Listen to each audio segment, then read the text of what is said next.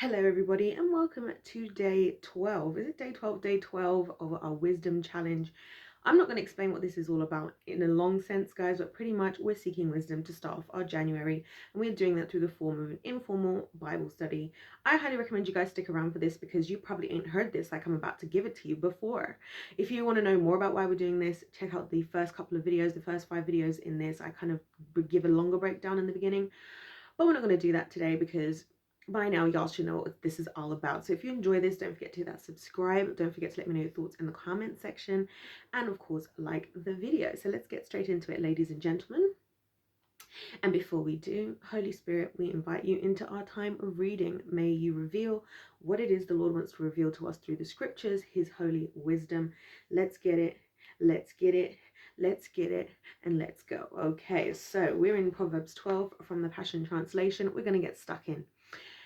Verse 1 says, to learn the truth, you must long to be teachable, or you can despise correction and remain ignorant. This is already speaking facts. How much have we spoken about this, guys? How I've said there has to be, before wisdom comes humility, because you have to be prepared to be taught. You have to be prepared to learn, to be told this is right, this is wrong, this thing you're doing is right, this thing you're doing is wrong. Unfortunately, foolishness, which I've said so many times by now, is very much attached to pride and stubbornness, right? We keep seeing this theme of humility, right? Humility, wisdom, teachableness, right? As a kind of trio that works together, and then pridefulness, stubbornness, foolishness as a little trio that works together as well, right? And so I think this is completely, totally, solely, and utterly important in order for us to be able to gain wisdom, right? And how many people in the world are just, this phrase you heard, wrong and strong, right? They will die on that hill of the wrong thing just because they cannot overcome their pride and admit they were wrong, or admit that maybe they don't know, maybe they need to know more, maybe they need to learn. And this is what I say to you guys, that I really believe pride is one of the most powerful I want to call it a sin, and I'm going to call it a sin because the Hebrew word for sin is chet, which means, to miss the mark, to lose focus. It's one of the most powerful sins, one of the most powerful demons in the world is pride, because it will have you just sitting there with the truth right before your very eyes, with the wisdom right before your very eyes, and you cannot accept it because you cannot humble yourself. That is like one of the worst places to put yourself in. And guys, I'm sure we've all met people who are just so prideful, you can't tell them anything, and it's like, I just can't even work with you. You know what I'm saying? And I think that's literally how God must feel, Verse 2, if your heart is right, favor flows from the Lord, but a devious heart invites his condemnation. This is very true. It goes back to what we said yesterday about how we as humans, we think we can do things and get away with it. We have this like kind of misled way of looking at life, like, oh, I know I shouldn't do this, or I should do this, but I'm not going to do it, or I am going to do it and I'm going to get away with it, right? I'm not going to do it, sorry, and I'm going to get away with it, or I'm going to do something I shouldn't do and get away with it, right? And then when the consequences come, I find it so fascinating how it's very few people who, when the consequences of their decisions come, the first thing that they say is, oh, I messed up, right? I personally hear a lot more of, oh, it was so-and-so's problem, oh, it was so-and-so's. This is also why the Bible says, before you pull out the splinter in your neighbor's eye, pull the plank out of yours. Because chances are, if all your focus is on everybody else, right, chances are you ain't dealt with whatever you got going on yourself. And this is one of the reasons I speak quite a lot on my channel about, just the modern women. And I'm going to be talking a couple of interesting videos about modern women today as well. And about how, one of the problems we have, I think, in relationships as men and women today is we're so busy critiquing the other side. And when in reality, if all the women are saying all the men are bad and all the men are saying all the women are bad, right?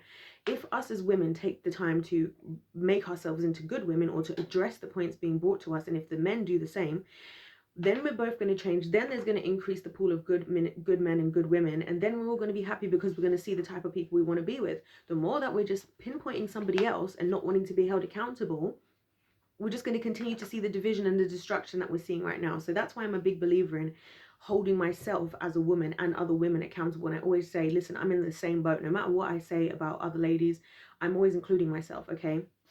Just like how I can't sit here and judge Eve in the Bible because I am Eve, right? I can't, you as a man, as Adam, you can't sit there and judge Adam. You are Adam, okay? We are Adam and we are Eve, and we need to take accountability in order for us to thrive. Otherwise, we will invite our own condemnation, as it says here. Verse 3, you can't expect success by doing what's wrong, but the lives of his lovers are deeply rooted and firmly planted. The integrity and strength of a virtuous wife transforms her husband into an honored king. Ooh, but the wife who disgraces her husband weakens the strength of his identity. There's a lot that's good there, guys. I mean, like, we're just on fire in Proverbs 12 today, right? You can't expect success by doing what's wrong. We just said that. But the lives of his lovers are deeply rooted and firmly planted. So I think a lot of people who are foolish people will, you know, build their house on the sand, and a wise person will build their house in the concrete. Do you get what I'm saying? When you are a fool, when you think you're going to get away with stuff and you think you can just bury things under the dirt, guess what?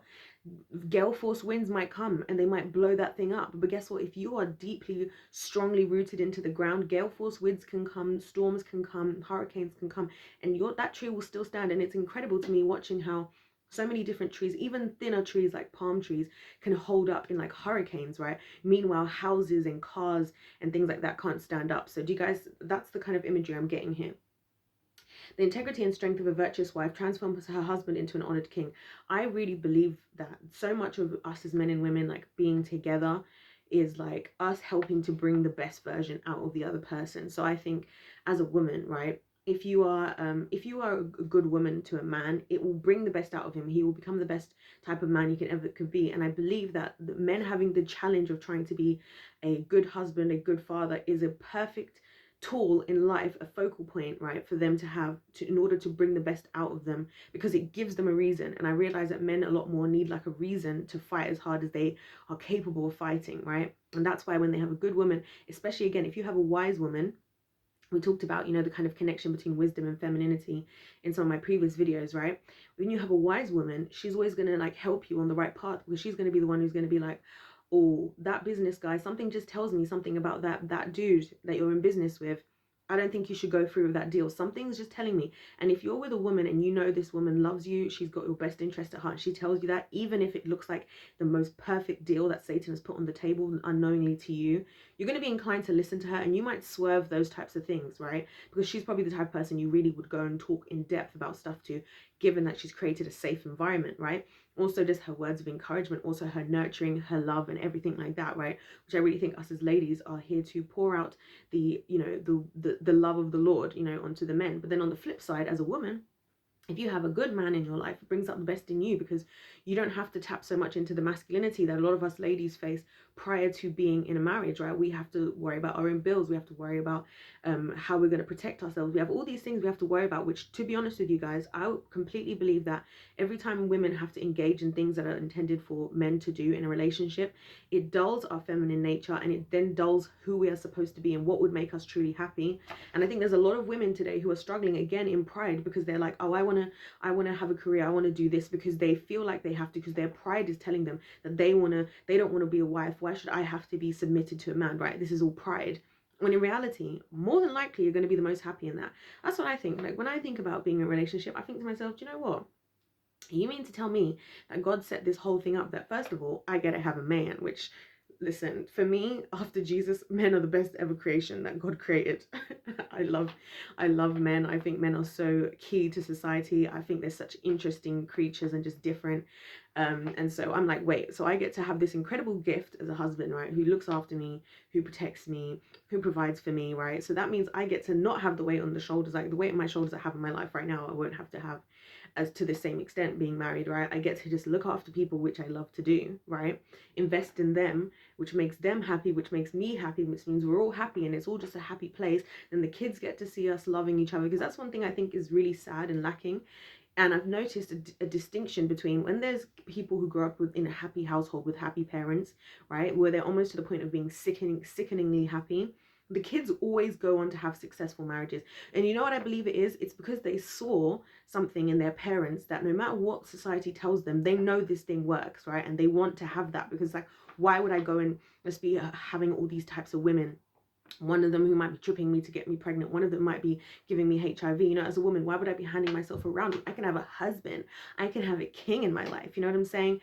And so again, this is why I think it's just so key and crucial, the way that God intended for marriage. It's not just like a thing that you can just add into life that's kind of beneficial. It's like something he added as like a literal life hack. Do you know what I'm saying? Like a literal life hack. for us, and he made it enjoyable. He made it like one of the most enjoyable experiences, having somebody who knows you, accepts you for who you are, loves you the way you are, loves your quirks. You guys get to enjoy each other's bodies together and enjoy, and what's the word I'm looking for,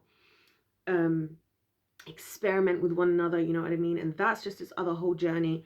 And so yeah, you know, I really think that was always the intention, right? And that's why I think God is highlighting this here. And again, with the whole thing I said to the gentleman, and there's a reason why I think God specifically is referring to kind of women as far as gentlemen, because as ladies, we're already, you know, expected, it's already more seen negatively for us to just be, you know, out here. But for guys, there's a lot more understandable, right, justifications.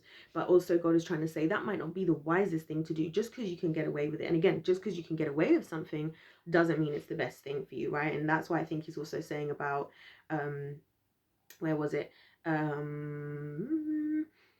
but the wife who disgraces her husband weakens the strength of his identity, right? So he will, and I see that in men, like they lose themselves like with the wrong women. They absolutely, and when I see that, it shows me how powerful women are. And it's also another reason why I don't buy into all this patriarchal, like women are just seen as second-class citizens. No, I think the gentlemen are very aware of just how powerful women are deep down. And that's why a lot of them don't want to be with a woman. And so that's why we can't take advantage of that as ladies, you know what I'm saying?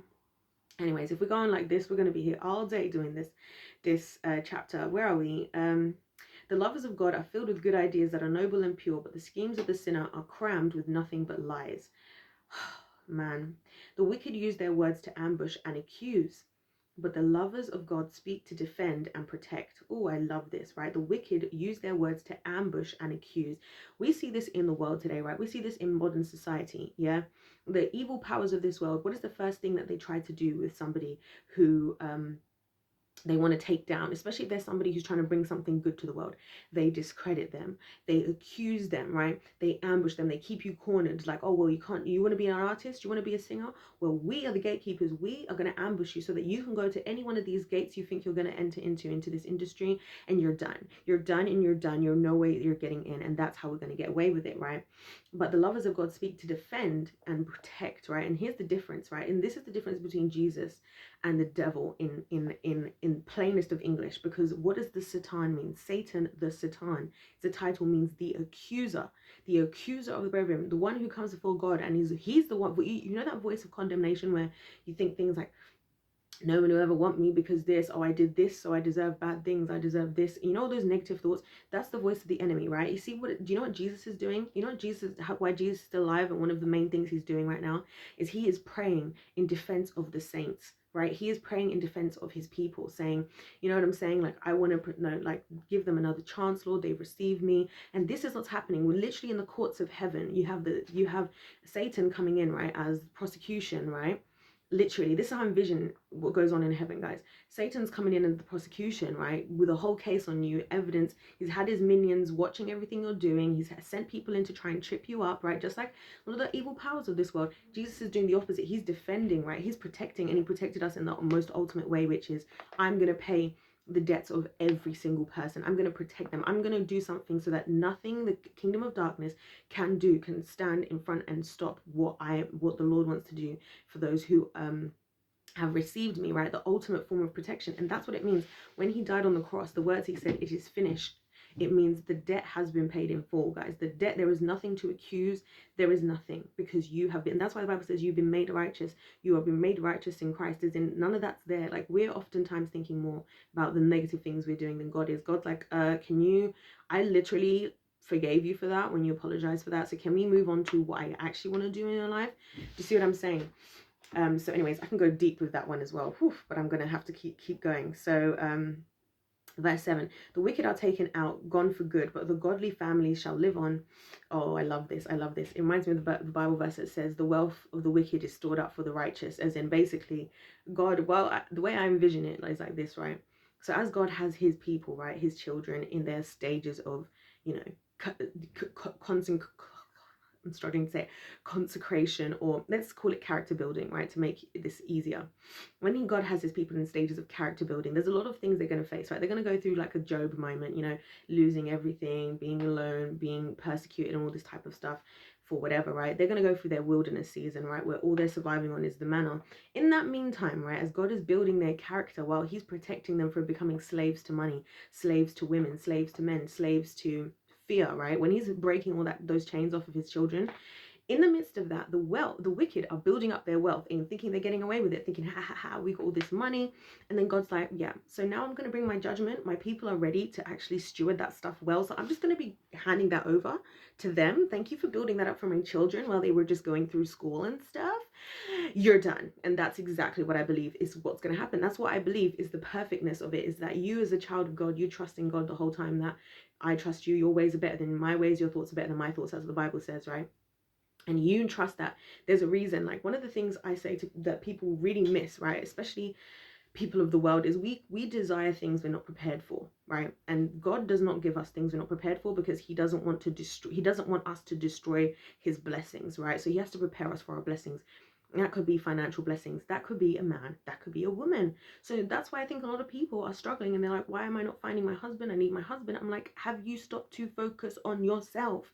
Because God is not going to give you one of his precious sons if you're going to destroy him, if you're going to be a Jezebel, if you're going to be a wicked woman. Do you see what I'm saying? And in the process of that happening, which is a very humbling experience, as I tell you, somebody very much sitting, having sat through that and sitting through still those types of seasons, right? You know, on the very same time, the others are getting, the wicked are getting wealthy, thinking, ha ha ha, look at you idiots, right? They're there in their pride, you're over here in your humility. They're thinking, ha ha, look at you idiots.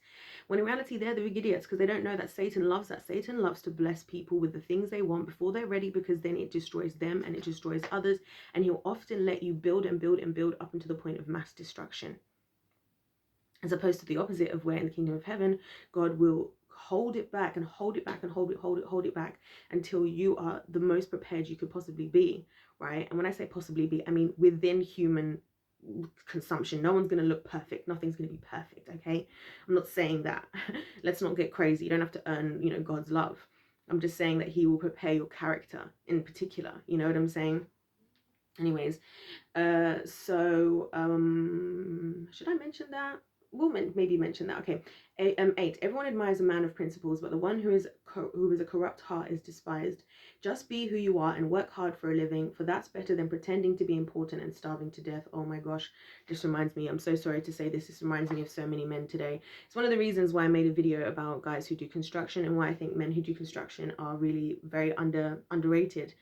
Because if you think about it, this is how I look at it, right, on the female perspective, and having, you know, being a single female, right, having come across different men with different jobs along the way, right? And I've noticed that one thing I've noticed about guys who do just humble jobs that pay the bills that they can do, they look after their family, right? These guys in construction, they get up at like 6, they're home by like 3, they can probably split the pickup from school with their wife, right? Maybe she drops them off, he picks them up, right? He's there on Christmas, he can go to their sports days at school and watch their plays, because he can do that. And he can pay for their Christmas presents. He gets to sit there and be at dinner with his children.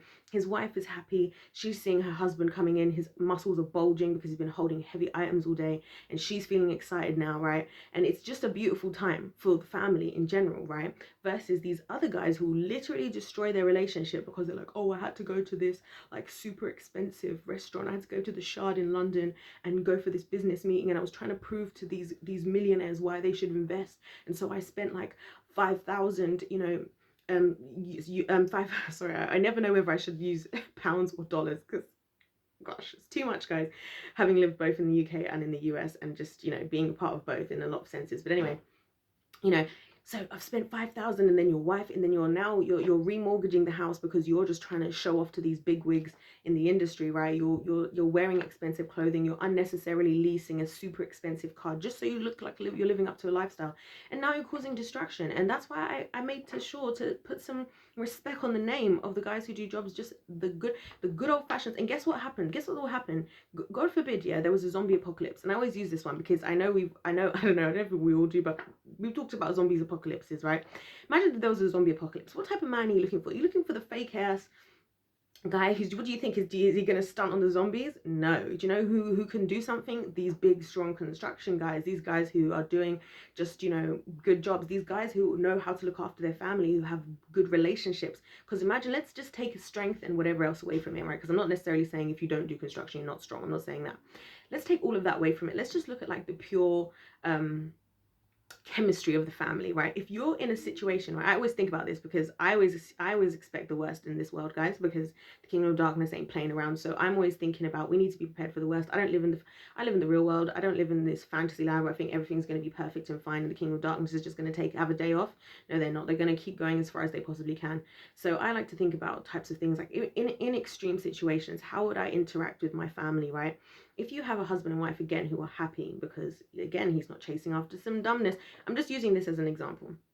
He's just chasing after something that may or may not happen. Their marriage is in tatters, the family's in tatters. So then now when what's the word, catastrophe strikes, right? Your family chemistry is off. So you can't even know what each other's going to do. You can't even talk to each other. You might start arguing in the middle of the fact where zombies are trying to enter into your house, right? Versus another couple who's happy with the wife, who's happy and the husband. You guys know how good the times where you guys' love is so strong, your chemistry is so strong. You guys can fight together and lead the family well. You can probably easily talk to each other like, babe, I'm gonna go and shut the doors, you go and take the kids to the basement, babe, this is what I'm envisioning in my mind, right? So anyways, again, I'm going way off here, my gosh. Anyways, however long this video is, I'm gonna upload it, guys, because I don't want to hold back on what I feel like is being said, right? Maybe it's because I'm fasting. Wow. Yeah, just be who you are and work hard for a living. Love that. Very simple. A lot of things with the Lord are very simple. A lot of things with the kingdom of darkness are very convoluted, complicated, and grey.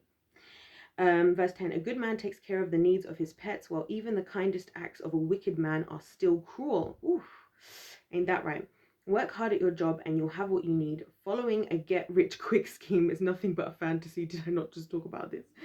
The cravings of the wicked are only for what is evil, but righteousness is the core motivation for the lovers of God. And it keeps them content and flourishing. You know what, guys? This is the difference. I like how it says the cravings of the wicked are only for what is evil, but the righteousness is the core motivation for the lovers of God. Now, I'm going to talk about, like, let's look at the language that was used here, right? Craving, right? It's reminding me of like addiction, right? It's something that has a hold over you, something you're in bondage to, right? And that's the difference, guys. This is why I believe that in God you have freedom, because the righteousness is the core motivation. So it's something not that it has a power over you, but it's like a part of you that spills out from you, right? And is there's so much more integrity to that, right? Because addiction is just addictive, right? You have this hit, oh, that doesn't hit well enough, so I need to level up to the next thing. I need to level up to the next thing. Case in point, look at all these industries, the entertainment industries, the governments and stuff like that. I'm trying to be careful about what things I say, right? Why is it they're always going to new heights? And this is what the kingdom of darkness does. This is how a lot of people get caught out in Hollywood, right? They sign these contracts and in the beginning they get asked to do something that's a bit off, right? But as time goes on, more and more and more, they're thrown with more extreme things they had to do. And it's like, well, that thing you did before, it doesn't work anymore. You need to do this. And then eventually it will become a craving to you, because you'll see that, well, as long as I'm willing to go against my moral values, right, the core of who I am, this is why I say that as soon as you start to do something, even though it means abandoning your morals and values, that is the beginning of selling your soul to the devil, right? And it keeps them content and flourishing. Contentment is so underrated in this world that we live in. Everyone's seeking instant validation, instant gratification. What about contentment?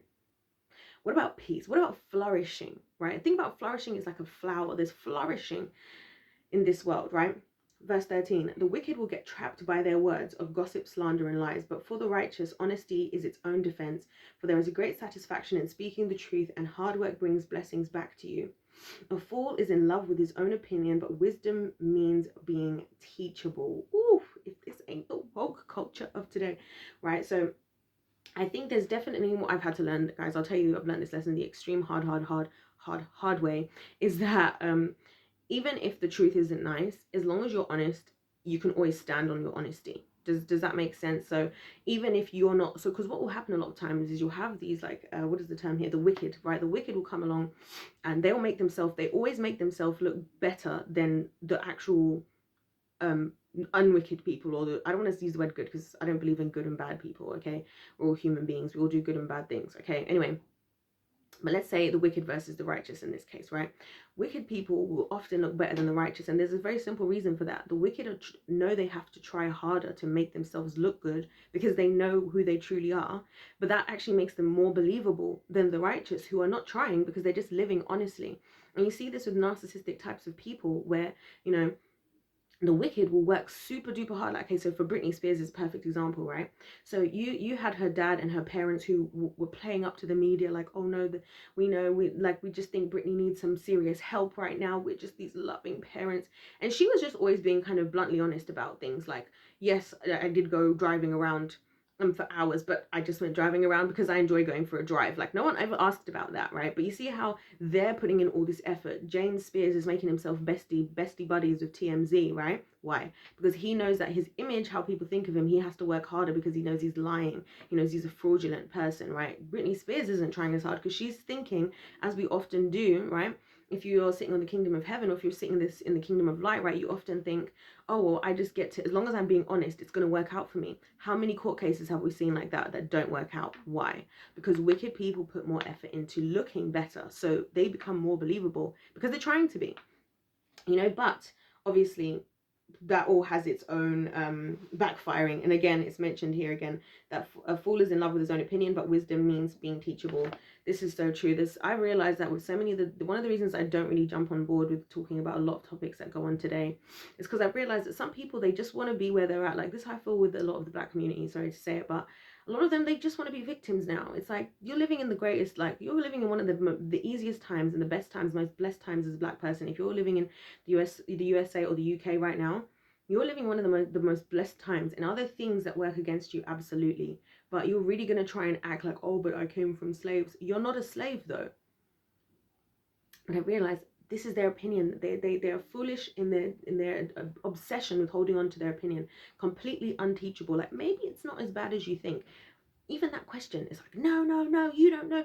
And I see it every time. Like, I'm just like, and I've sat in those types of conversations, guys, with people, and this will literally be in my face. I'll be like, and then I'll take a deep breath and I'll be like, okay, so I'm just going to listen now and I'm not going to speak again, because you clearly just want to sit in your victimhood. There's a difference between having a healthy conversation, a respectful conversation where we bring our points to the table and we address it. And there might be things you haven't had a chance to talk about, and there might be wounds that need healing. What doesn't help is being so attached to our own opinion that we become unteachable and therefore become foolish. See what I'm saying? So, verse 16, if you shrug off an insult and refuse to take offense, you demonstrate discretion indeed. But the fool has a short fuse and will immediately let you know when he's offended. Oh my gosh, this is going along with what I just said, guys. This is going exactly along with what I just said, mate. And this is why I think a lot of people today, they need healing, because when you don't have healing, you can be triggered because the wound hasn't healed, right?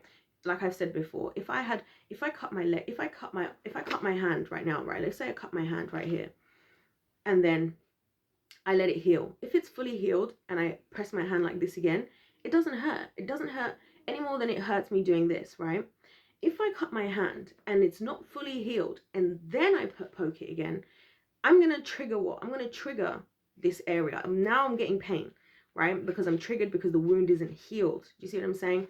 And when you have unhealed wounds, then you become super duper offensive, right? Because then you're clinging on to your kind of issues. And that's why I'm like, instead of us all arguing, let's just seek the Lord and just allow him to heal us all. Like, I'm not about judging anybody else. Listen, guys, I'm always working for a different healing project. Me and God are always working for a different healing project of something to do with me. And he's like, Nyasha, this is becoming a problem. He brings it to my attention, or I go for it. Sometimes, a lot of times, he'll teach me that I'm not actually healed from something by allowing somebody to say something and me feeling offended, which rarely happens, by the way. Now, I'm very difficult to offend, like extremely difficult. Also, because I just realized that most people, they just need Jesus. Also, I'm going to waste my time with people who are,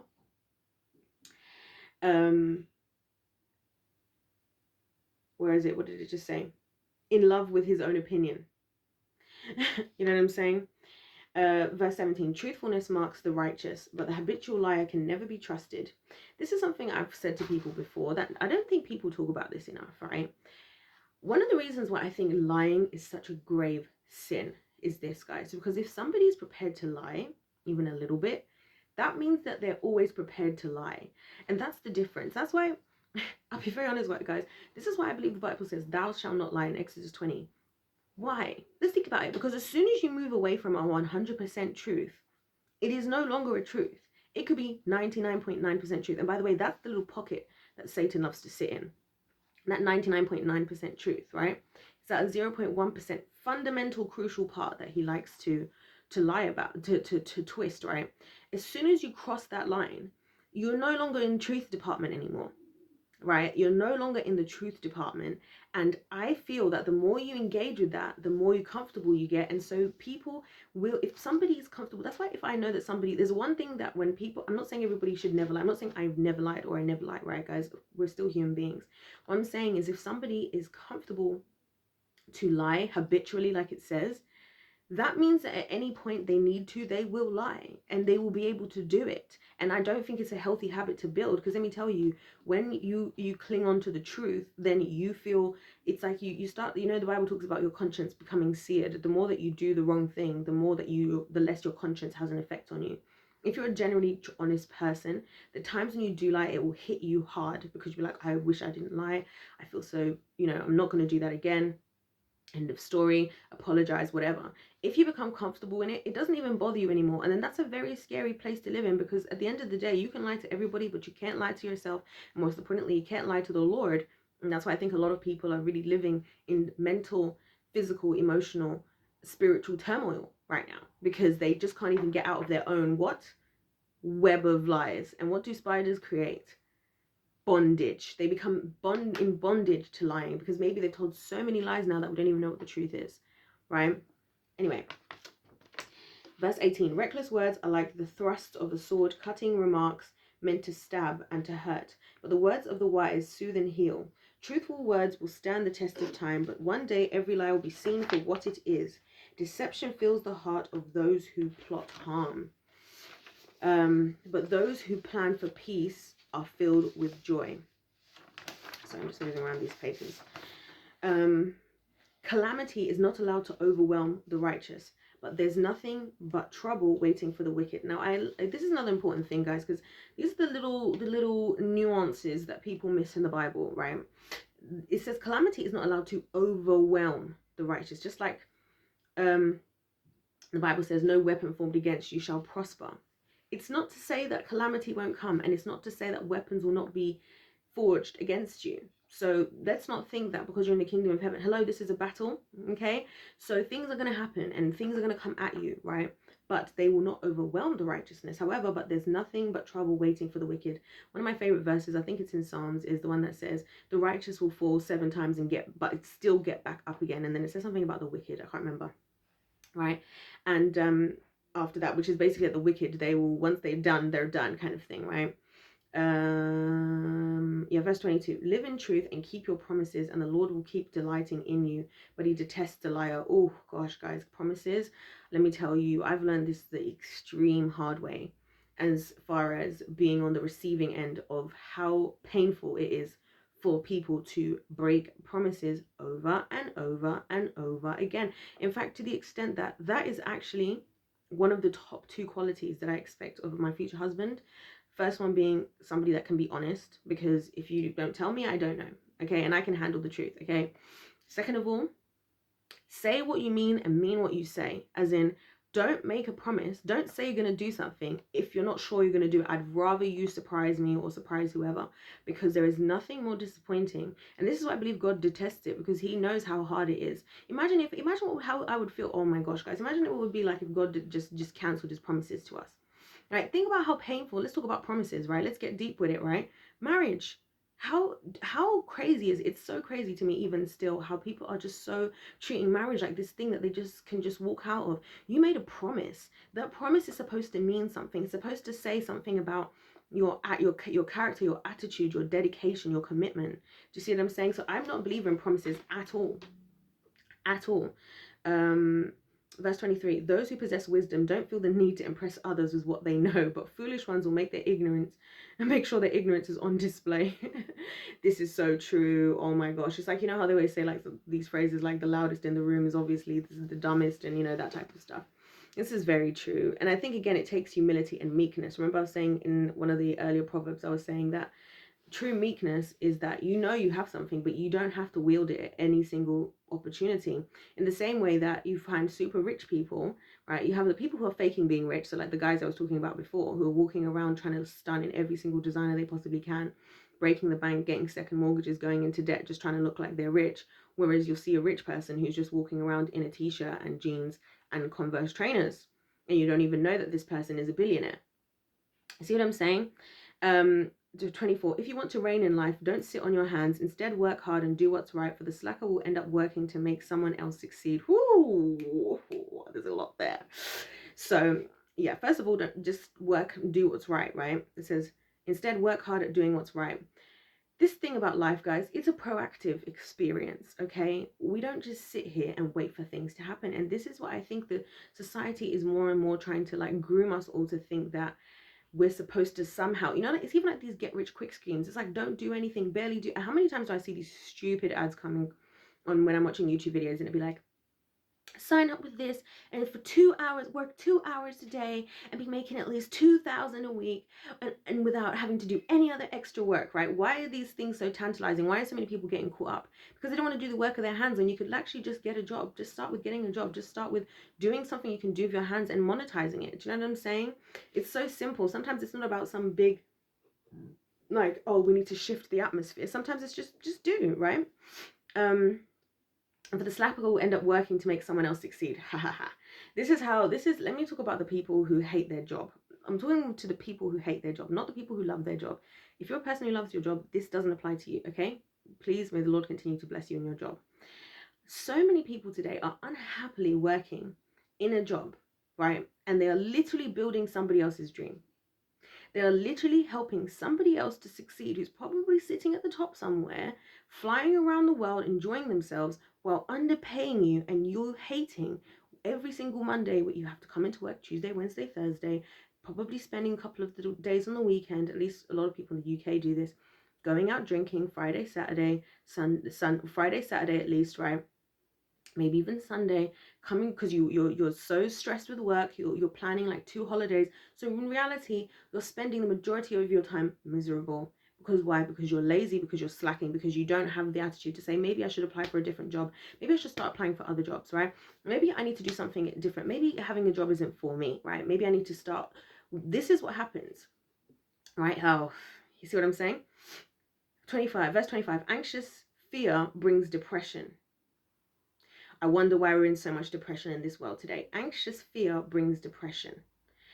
You know what, guys? One of the reasons I don't listen to the media, and I really don't even look that much on social media, is because literally the media are like they're like casters of anxiety and fear. It's like that's what they do. That they're wizards and witches, casting the spells of anxiety and fear, and those types of things, they do lead to depression, because then you just think everything's doom and gloom, everything's doomed, there's nothing I can do. That's how a lot of people feel today, right? But a life-giving word of encouragement can do wonders to restore joy to the heart. This is so true. We've all seen the story of how somebody could have been through everything, and just one person believing in them, right, just one time completely transforms their entire life, right?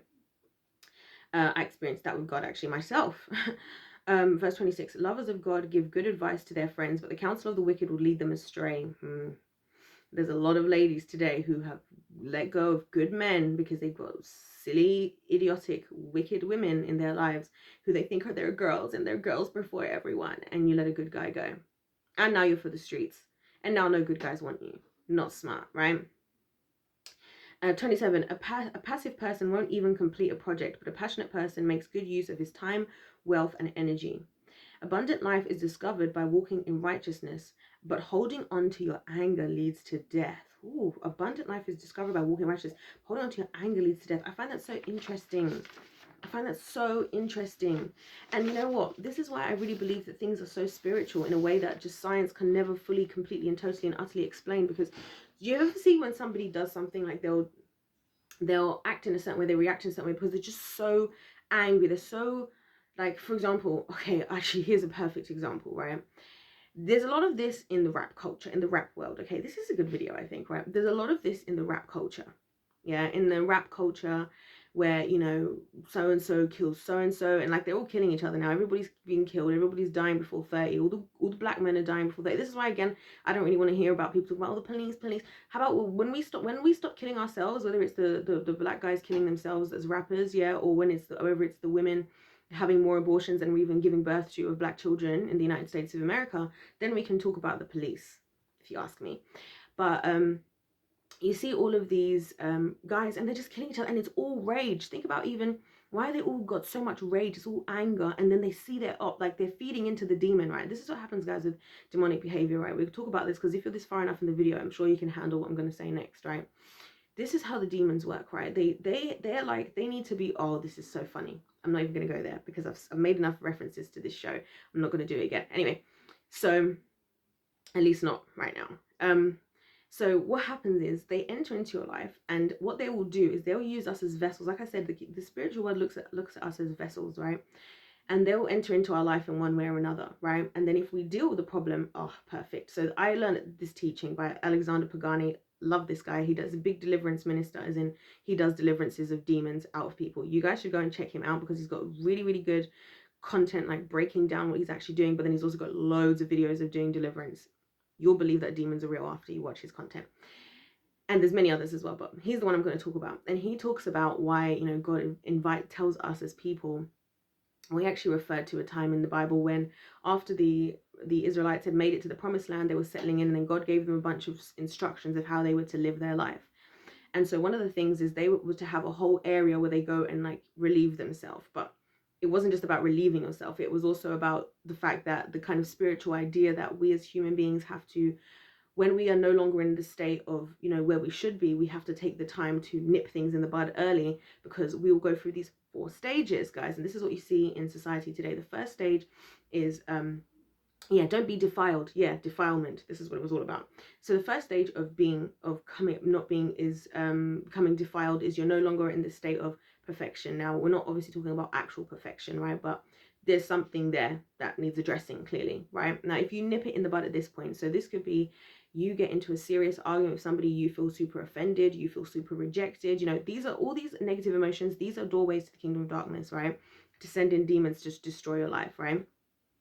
If you nip it in the bud and you just talk about it, and this is why I try to talk about things as soon as they happen with the Lord and ask him to release me of any certain feelings and release me of any certain demonic activity trying to take over me, right? So you're in a state of defilement. Now, if you nip it in the bud, then fine.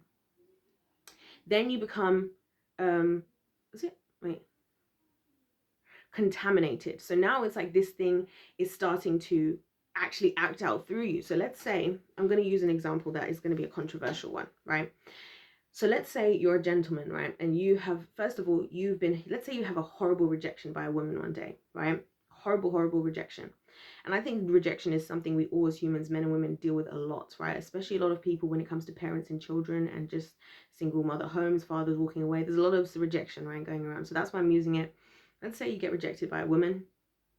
Now, in that moment, you might feel certain feelings that will hit you. And this is where you're having human emotion. And with your human emotion, that's normal. The kingdom of darkness will start trying to infiltrate and use it as a doorway in. Now, if you go home that day and you say, you know what, maybe you talk about it with one of your friends. Maybe you talk about it with your dad. Maybe you talk about it with somebody, right? You just say what you have to say. You know, this was really brutal. Maybe I should give myself like another, maybe I'm going to give it like a week or 2 before I really try and approach anybody. Because, you know, this, then you nipped it in the bud, right? You went from so-called perfection to defilement. You dealt with it. Then you have contamination. So now you're contaminated, as in this thing is starting to hold over you. So now when you're going to approach women, now you're actually you're inside your mind, you're actually thinking, you're already assuming, right? This is how the kingdom of darkness will start to destroy you from the inside, right? You're already assuming the worst about what's about to happen. Like, oh, I'm going to approach this woman, but maybe she's probably going to reject me and she's probably going to this. And now if you're already starting to think this, you're starting to get contaminated, right? The kingdom of darkness is going to help along with that. So they might just work within the woman just to continue it, right? And so now you feel this more strongly. Now you've got serious feelings about this. Maybe that happens to you a couple of times, right? You didn't nip it in the bud again. You just continued on with that anger. You internalized it. You didn't say anything, but you were still having those feelings. You're just internalizing it. Then you get to the 3rd stage of this defilement. And this is where you become, what's the word? What's the word? It's another C word. contagious. Now you become contagious, right? This is how the kingdom of darkness works. Then you become contagious. So now you're going to go around and contagion, passing this on to the guys around you. So maybe you'll be like, maybe a friend of yours will be like, oh, there's this woman I always see at the coffee shop on my way to work. I don't know, she seems like she's kind of feeling me, you know, she was kind of eyeing me. Do you think I should approach her? And you're like, no, don't approach her. Women are horrible. Women are disgusting. Now, for all you know, God had actually had set this all up so that you were finally this guy was finally gonna approach that woman. She's actually been talking to her girlfriends, but she's like, I hope he approaches me because I don't even know if he's interested, you know, that type of thing. And now he's like, no, you're right. And then the friend will be like, yeah, instead, let's just go out this weekend and let's all go to Miami for the weekend. Boys, let's do a boys trip to Miami. Let's get under some girls. Let's this, or on top of whichever your preference is, right? And he's lost out on that opportunity. You're now contaminating. Now you're contaminating the area around you. And this is why I think the people around you who you have in your life who speak into you is so key. And I even talked about this if you're in the council of the wicked, right? Then the final stage is you become corrupt. And corruption is now where you wear those things as a badge of honor almost. Like, I don't want to be married. I never want to be in a serious relationship with a woman. Now, something that all happened as a result of where the kingdom of darkness started with you, now you're over here and you're contaminated in entirely. And now this is how you are. And this is how it works with everything, guys. You can look at anything. And this is why I mentioned this with anger and the rappers. Right, a lot of them, when they started out, they probably thought a lot of the stuff they were doing is crazy, but as time goes on, they become first of all, they were defiled, then they don't deal with it because they're still around it, then they become contaminated. Now it's becoming a part of them. Now then they become contagious. Now they're passing it to those people around them, and then finally they become corrupt, where this is just what we do. We it's like we go to jail for 90 years just because we stabbed up somebody because of what? Do you see what I'm saying? It makes no sense. It's complete foolishness. And that's why it says it leads to death, guys. That's why it says. What did it literally say? But holding on to your anger leads to death. The kingdom of darkness wants us to hold on to these negative emotions. This is why God says turn a blind eye. This is why God said before, he's said multiple times up till now, don't hold assault with your neighbor. Don't take everything to offense. We just talked about this just now, right? Because these things, they set you up, and the more you engage with them, the more those things grow. The more, like, this is why I don't watch a lot of this stuff online, these debates between men and women, between black people, LGBT, whatever, because I realize if there's a seed of that inside of you, if you're not completely healed, you'll be triggered, and then you'll start feeding into that thing inside of yourself. And then it gets to the point where, like, nobody can get through to you now. Do you see what I'm saying? Literally only the Lord could get through to you at this point. And that's the real danger, guys. So I thought this was really, really good today, Proverbs 12. I hope you guys have enjoyed this video. Please let me know your thoughts in the comment section down below. I hope you guys have enjoyed it. I know these videos are long, and somebody was like, you shouldn't make videos that are so long because people don't really want to watch long videos and people's attention span. But I'm like, listen, first of all, over here on the winning team, we're going to break away from these ridiculous grooming programming tactics that have been used to make us so simple-minded. Okay, when I hear a good message, I can sit for a 2-hour message on YouTube and be like, wow, I wish it was, I'm so sad it was over, right? That's what we want to aim for. That's what I want to aim with people. So I know the people who want to engage with this type of stuff, they will, and I hope it will more challenge people, because I think when you hear something that's actually worthwhile, you will stick around longer than you thought you would. So that's what I'm putting my faith into God for that. If that is what he wants to use me for, maybe he's just making me have these videos just so I read Proverbs, and that could be as fine as well. But yeah, thank you guys so much for watching. Please let me know all your various thoughts in the comment section down below. Who knows what on earth I'm going to call this video. Other than that, guys, don't forget to hit the subscribe button if you're feeling the vibe and you want to join the tribe, and of course like the video. I'll see you guys tomorrow in day 13 of this challenge. There's going to be more videos coming out today as well. But I'll see you guys tomorrow in our day 13 challenge, going through Proverbs 13. If you enjoyed today, you're going to want to see tomorrow. And if you've enjoyed today and it's your first video, you're going to want to watch from the beginning, because it's kind of all building up in this beautiful story, of course, because this is how the Lord is, because he's the best creator, the best writer, the best everything. Anyways, guys, thank you so much for watching. If life's a game, let's play to win. We're playing to win in January 2023 and beyond. God bless every single one of you, and I'll see you in my next one. Goodbye.